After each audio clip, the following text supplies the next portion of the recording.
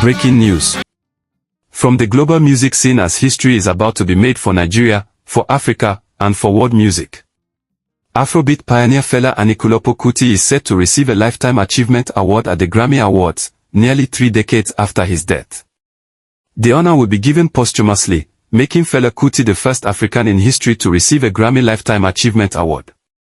His son, musician Seun Kuti, says Fela has lived in the hearts of people for a very long time and that the Grammys have finally acknowledged what fans have always known. He describes the moment as a double victory, a victory for Fela and a victory for African culture, adding that the award brings balance to the true story of who his father was.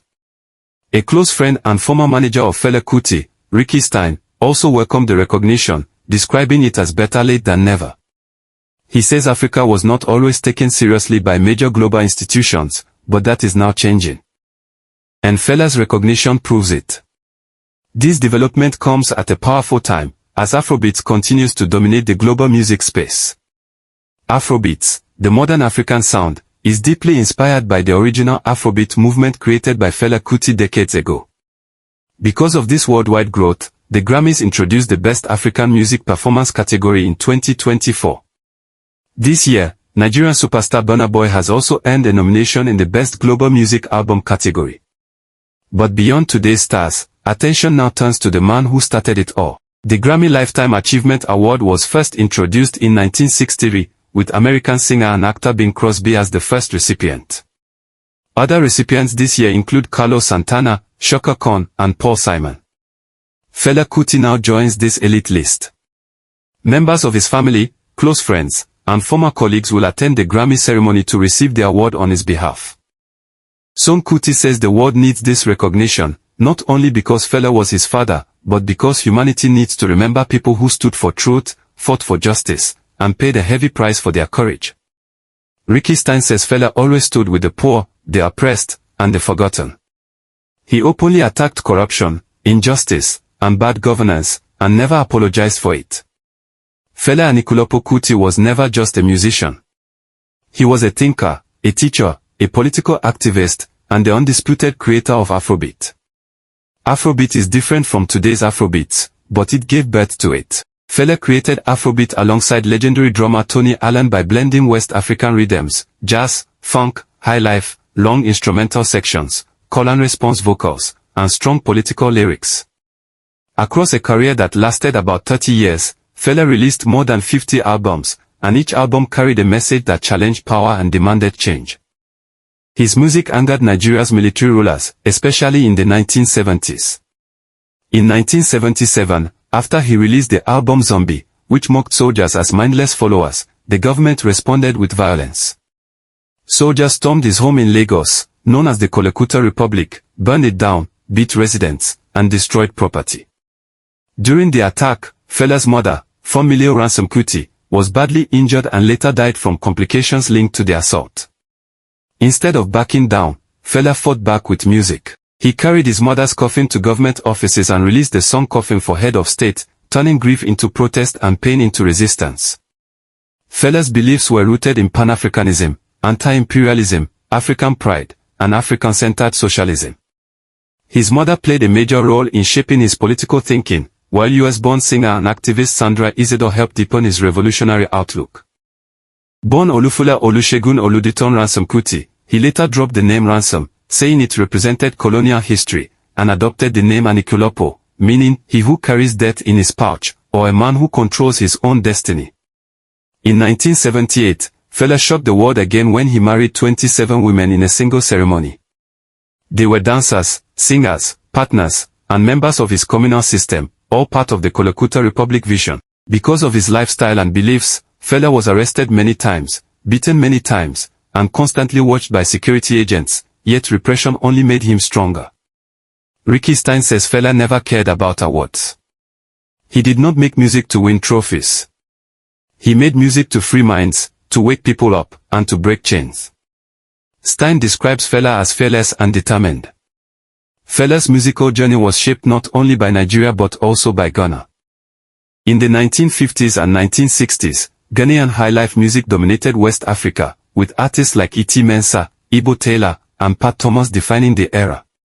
Fela spent time in Ghana studying highlife, learning its structure, horn patterns, and dance rhythm, before blending it with jazz, funk, Yoruba rhythms, and political storytelling. That fusion became Afrobeat, making the genre not only Nigerian, but West African, Pan-African, and global. On stage, Fela was impossible to miss. Often bare-chested, sometimes wrapped in colorful African cloth, with a large afro and a saxophone in hand, he led bands of more than 20 musicians. His main performance space was the Africa Shrine in Lagos, and his shows were not ordinary concerts. They were political gatherings, spiritual experiences, and community meetings. Ricky Stein recalls that when Fela performed, nobody clapped, because nobody was just watching. Everybody was part of it. Music was not a show.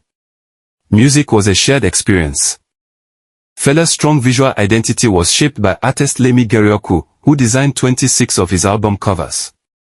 Gerioku says Fela has been an ancestor for 28 years, yet his legacy keeps growing, and he describes the Grammy recognition as immortality. Today, Fela's influence is heard across the world, from Burna Boy to Kendrick Lamar and many others. Actor and DJ Idris Elba is also a major fan of Fela. He helped create an official Fela vinyl box set and says Fela has a sound that cannot be copied. Fela also performed at major festivals in Europe and North America, introducing global audiences to a fearless and political African voice. When Fela died in 1997, Seun Kuti was only 14 years old. Seun says his father never treated him like a child and spoke openly about everything. He says he did not even know his father was famous, because Fela kept his children grounded. What stayed with him most was his father's discipline, clarity, and humanity. Seun says Fela belonged to himself and no one owned him, yet everyone belonged to him. Fela insisted his children call him by name, not dad or pops. Seun recalls once losing his pocket money for calling him pops, a lesson in respect. Fela always reminded his children that he served others more than himself. That belief later shaped Seun's own journey. He says he now makes music not just for money, but for his people, for culture, and for purpose. Fela led legendary bands such as Africa 70 and later Egypt 80. Today, Egypt 80 is led by Seun Kuti, and the mission continues. Attention now turns to the 2026 Grammy Awards, scheduled for Sunday, February 1, 2026, at the Crypto.com Arena in Los Angeles, United States. Nigeria is strongly represented, with 5 Nigerian artists receiving nominations. They include Davido, Burna Boy, Wizkid, Irosta, and Omale. In the Best African Music Performance category, the nominees include With You by Davido featuring Omale, Love by Burna Boy, and Gimme That by Irosta featuring Wizkid. In the Best Global Music Album category, Burna Boy is nominated for No Sign of Weakness. Omale also earns his first ever Grammy nomination through his collaboration with Davido. From Fela's Afrobeat revolution to today's Afrobeat's global takeover, Nigeria's music story continues to rise. The ancestor is honored. The legend is crowned. History has been made. If you believe Nigeria's stories deserve to be told with truth and power, hit the like button, subscribe to Naija Broadcast, turn on the notification bell, and share this video so more people can stay informed about Nigerian news, political developments, and cultural history. Please subscribe and share this video. Your support helps us keep bringing you reliable and valuable informations.